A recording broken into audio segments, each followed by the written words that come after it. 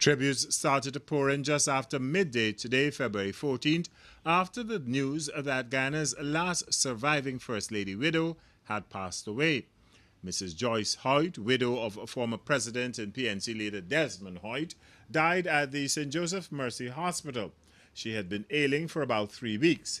Mrs. Hoyt had been hospitalized twice in those 3 weeks.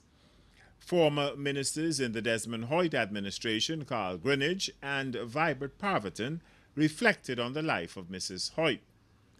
I recall Mrs. Hoyt, having worked with her husband, as a person who experienced many sad things in her life.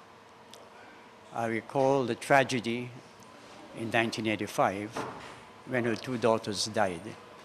Her sister perished. Her chauffeur, Mac, died, and she was seriously injured.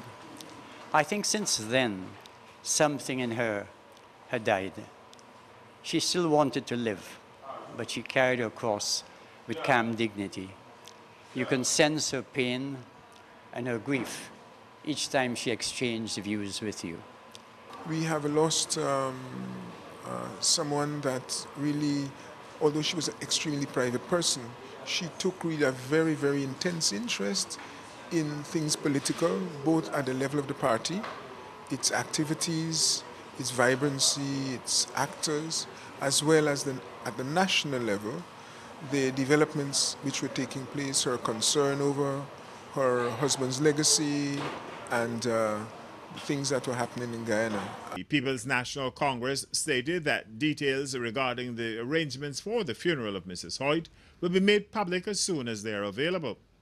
Joyce Hoyt served as First Lady of Guyana from 1985 to 1992 and kept up to date with developments in the country when her husband became opposition leader for over a decade. She survived the tragic accident that resulted in the death of her 2 daughters, Amanda and Maxine, her sister and the chauffeur in 1985.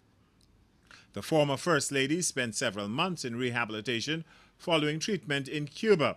She recovered to accompany her husband to various state functions and some overseas visits, including the Commonwealth Heads of Government meeting in Vancouver. Mrs. Hoyt, who was 77, is survived by several nieces, nephews, and friends.